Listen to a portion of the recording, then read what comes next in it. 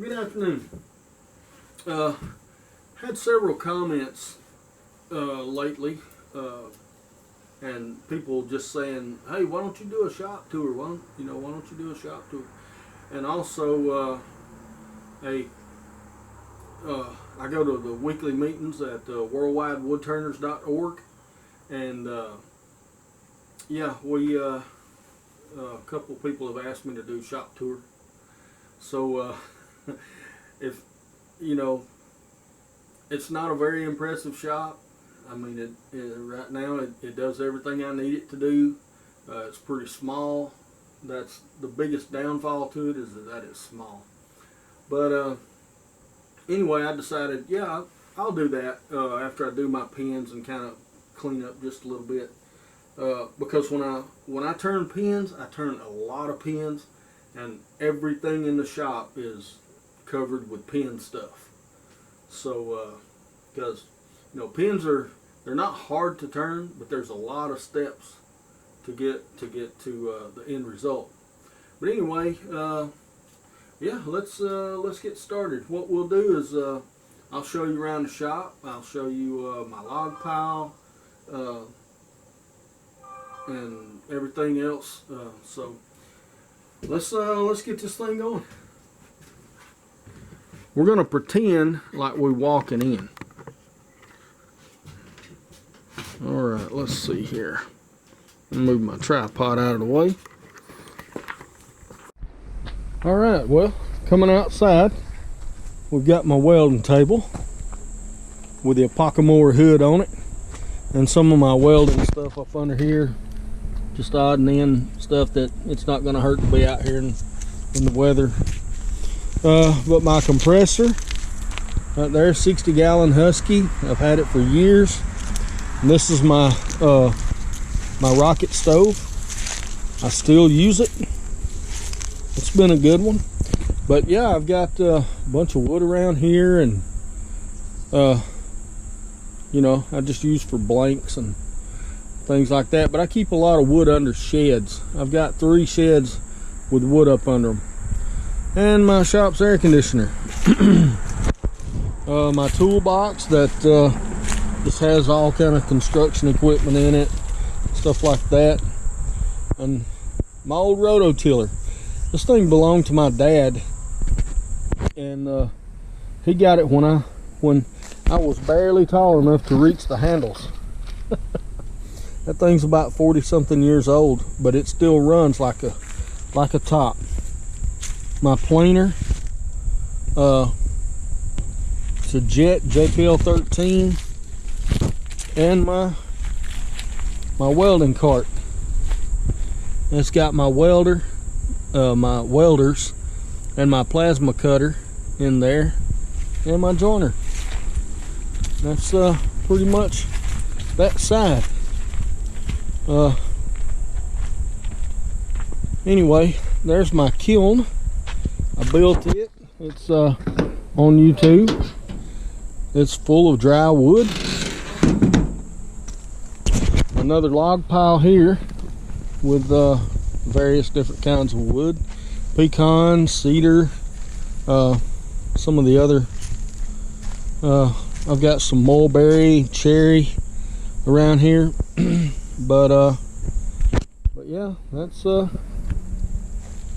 pretty much it. I've got a pile of walnut there, and my cedar log that's getting short now.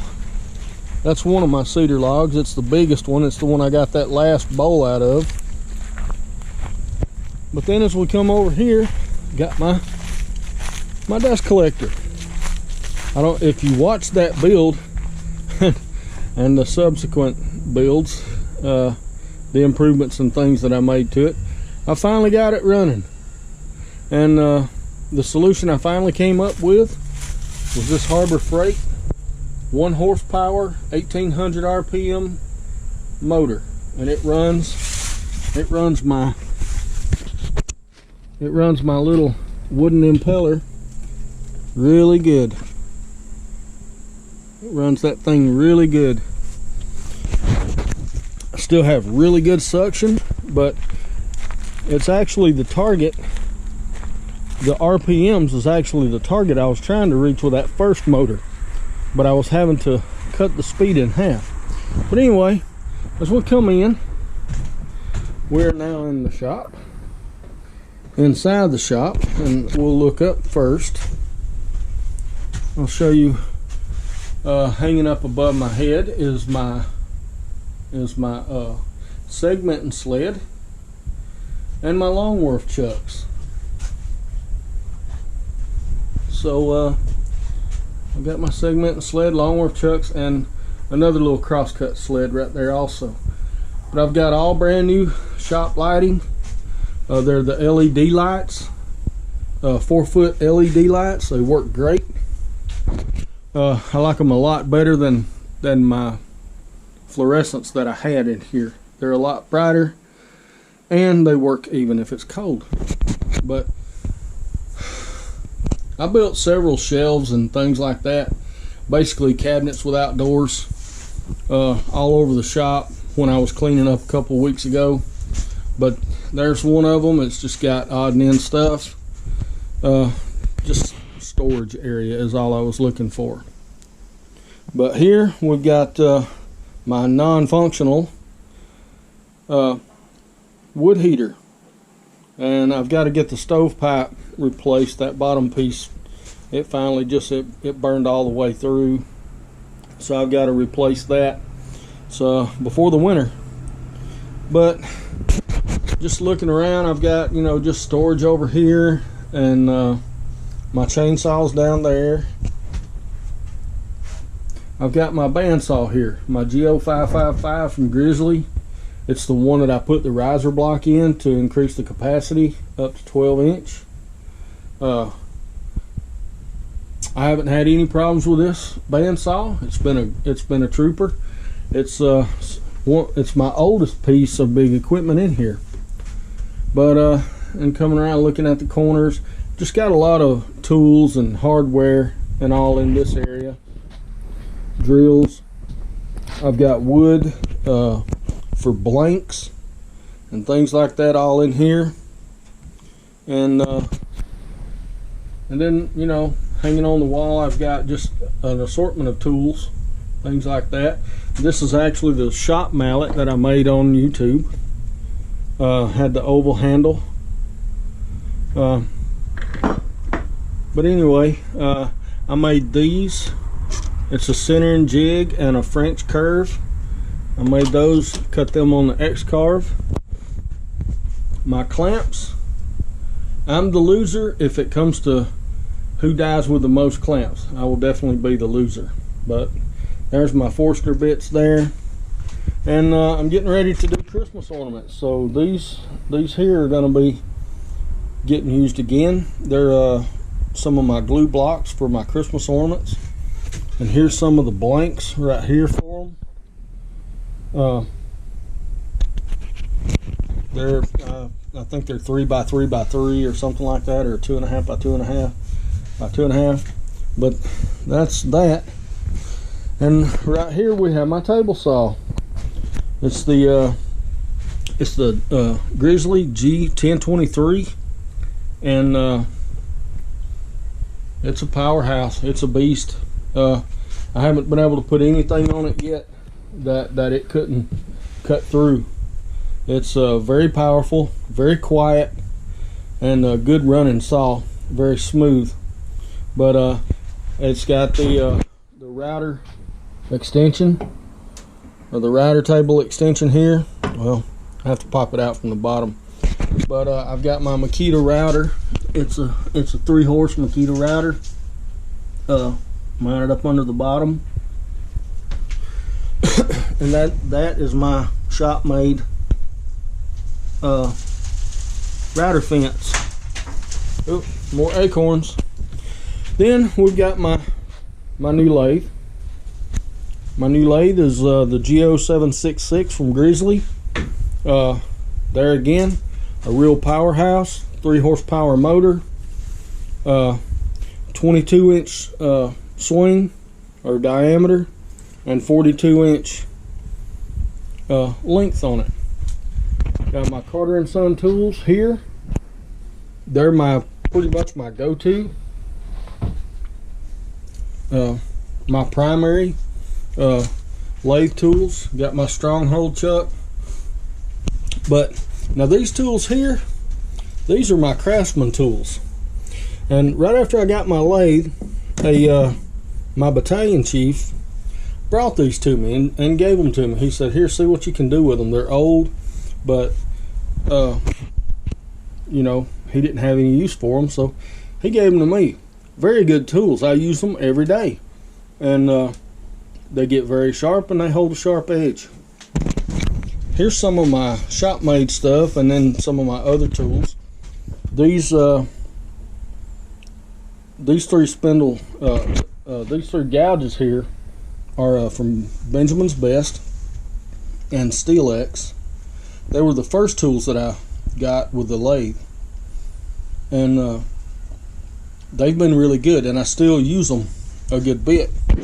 But I've got this scraper here for carbide scraper. I've got my hook tool that I made, and I've got a drill bit on a handle to help me find my depths or get my depths and stuff.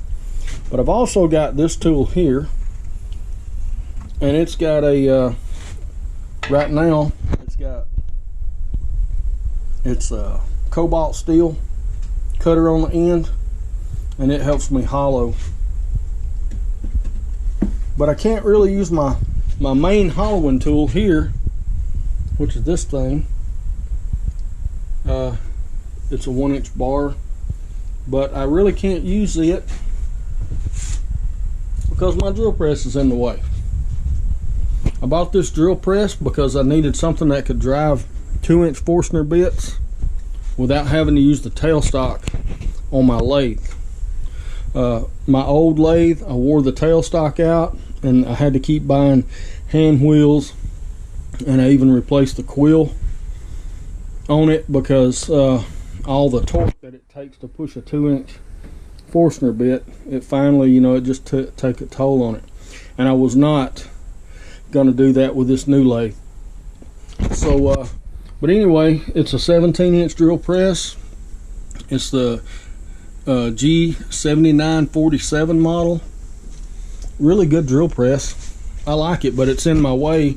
I can't use my big boring bar on my lathe now because that drill press is in the way, so I'm going to have to find somewhere to put it and get it out of the way.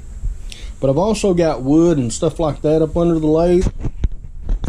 You always hear me talking about I got this out from under the lathe. Well, that's what I've got up under there right now. I've got my Sorby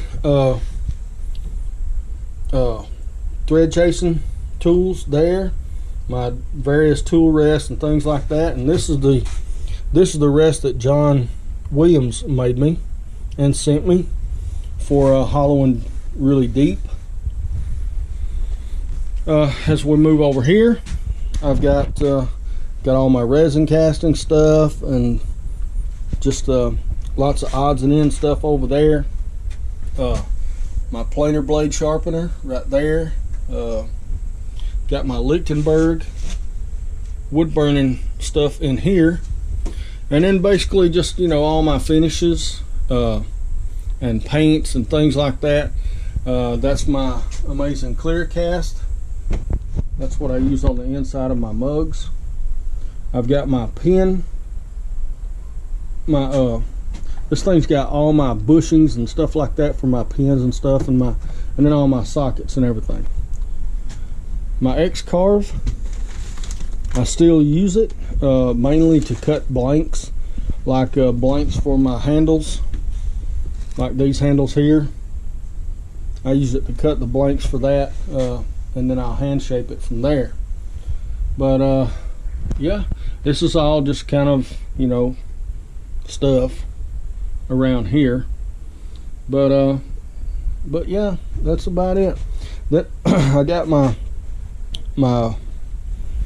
workbench, and I built this thing many years ago. But yeah, my tool sharpener here, this is the one that I built on YouTube. and it sharpens tools every day. It still runs just as good as it ever did. But, and that is still, that's the original lapidary disc that I put on this thing. It's a 500 grit lapidary disc, diamonds, uses diamonds, and that $8 disc has lasted me ever since I built this thing 3 or 4 years ago, and I sharpen lathe tools on it every day. So, you know, CBN, I will never have to buy a CBN wheel. There's my dovetail jig and my vise, which if I need the vise, I'll just I mount it up here on the corner here and clamp it down, and that's about it. But people were wanting to see Gertie, so oh yeah, and I got me a shop chair now. It's kind of ratty looking, but it's actually pretty comfortable, and it works, and it's something I can sit on.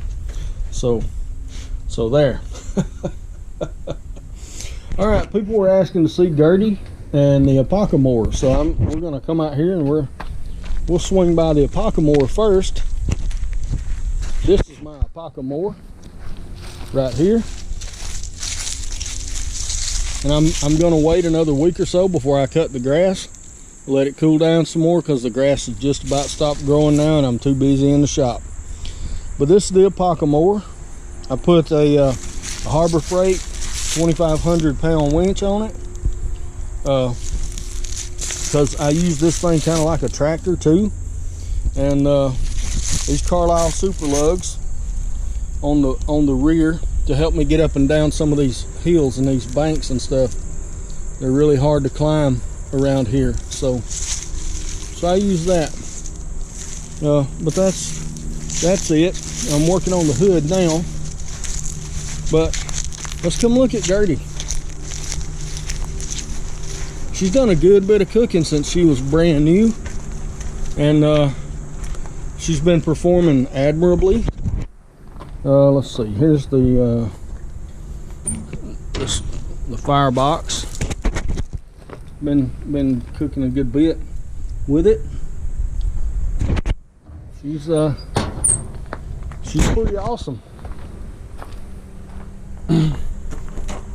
Still looking good on the inside. It's everything I ever hoped for in a smoker, and I built it all myself.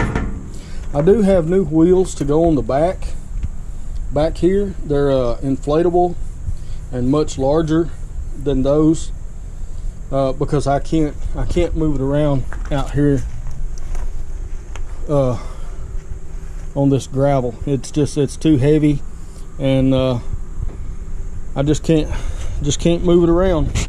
So I'm going to put new wheels on the back, and I've got them in the shop. But anyway, let's get back in here. That was Gertie. She cooks really well. And there's my new wheels that I bought for her. Right there. They're rated for 400 pounds each. So that should be plenty. All right, well, let's end this thing right quick.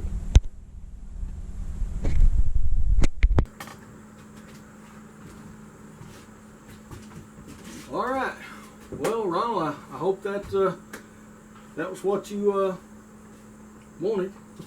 You asked me for a shop tour, and that was it. So I hope you enjoyed it. I know it's nothing impressive, but that's what I've got now. And until I can afford to build a little bit bigger shop, I'm just going to continue using this. This building was just one of those prefabricated storage buildings. The floor is really weak, especially with all this heavy equipment sitting in here. It all shakes. I mean, you know, everything bounces in here. Can't believe it. You know, it hadn't actually fell through. But you can actually take this building and chain it to a truck or something and drag it off It's got skids on it. So, but anyway, that's my shop tour. I've been using this shop for, oh my Lord, 20 something years now. You know, it still keeps everything dry in here. That's about the best part. But anyway, hope y'all enjoyed it. And Worldwide Woodturners meets on Wednesday nights, 6:30 to 7 o'clock Central Time. Just go on the website worldwidewoodturners.org and click on meetings, and then just go down to go to meeting. If you have Zoom on your computer, then it'll let you join the meeting. You have to have Zoom though. It's a teleconferencing software. But that's Central Time, 6:30 to 7 Central Time. So for me, it's 7:30 to 8. So, but I try to go there every Wednesday and meet. Captain Eddie Caslin is the host, and it's pretty good. Lots of good wood turning information on there, and good stuff in the gallery and demonstrations and everything. We do it all. So y'all come check it out if you get a chance, and we'll see y'all down the road.